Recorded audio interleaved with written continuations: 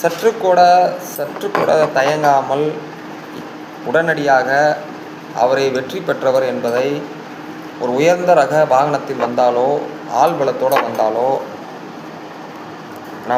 நாம் அவரை உடனடியாக முத்திரை நம்ம மனதில் பதிக்க செய்கிறோம்.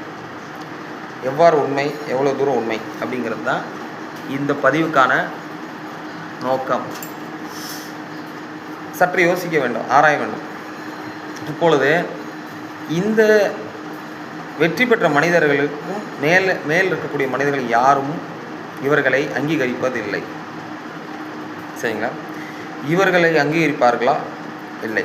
இவரை அங்கீகரிக்கக்கூடிய யார் என்பதை சற்று யோசித்தால், இவர்களுக்கு கீழே இருக்கக்கூடிய மனிதர்கள் மட்டும்தான் இவர்களை அங்கீகரிக்கிறோம். அப்படின்னால் அது உண்மையான அங்கீகரிப்பு இல்லை. எப்பொழுது ஒரு விஷயம் நம்ம மனதில் தெரிந்து கொள்ள வேண்டும் என்றால், ஒரு விஷயத்தை நம்ம அங்கீகரிக்கும் என்றால் மொத்த ரக மனிதர்களும் சமுதாயத்தில் ஒட்டுமொத்த மனிதர்களும் எல்லா வர்க்கத்தின் மனிதர்களுக்கு பொதுவான ஒரு விஷயம் எது நடக்குதோ அதுதான் அங்கீகரிக்கப்பட வேண்டும்.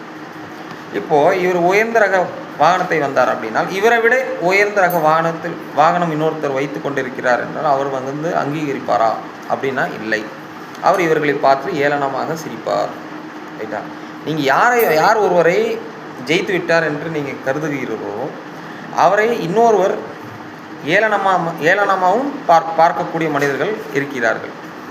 அப்பொழுது எது ஒன்று வந்து நம்மளை வந்து இந்த உலகத்தை ஆண்டு கொண்டிருக்கிறது அப்படி என்றால், நம்மால் முடிகிறதோ முடியலையோ, ஆனால் நாம் எதை பார்த்து வாழ்ந்து கொண்டிருக்கிறோம் அப்படின்னா, நம்மளிடம் இல்லாத ஒன்றை பார்த்து தான் வாழ்ந்து கொண்டு இருக்கிறோம். நம்மளிடம் இருப்பதை வந்து நாம் ஏளனமாக நினைத்து கொண்டு இருக்கிறோம். இந்த ரெண்டு விஷயம்தான், இருப்பு, இல்லாத ஒன்று. இந்த இரண்டே விஷயங்கள் தான் நாமளே ஆண்டு கொண்டு இருக்கிறது, இந்த உலகத்தை ஆண்டு கொண்டு இருக்கிறது. சரிங்களா? இதில் வந்து எந்த ஒரு சந்தேகமும் உங்களுக்கு இல்லை. கரெக்ட்? ஓகேவா? இதுதான் கரெக்ட்.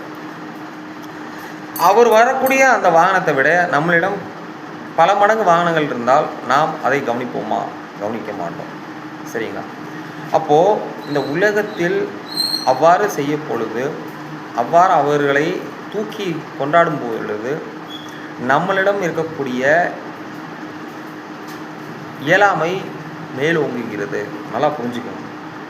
நம்மளிடம் இல்லாத இயலாமை மேலோங்குகிறது. நாம் அவர்கள் பின்னால் செல்லக்கூடிய ஒரு சூழ்நிலை வருகிறது. இதுதான் வந்து அதோடைய சூட்சுமம். இதுதான் மிகப்பெரிய தவறு. இதுதான் மிகப்பெரிய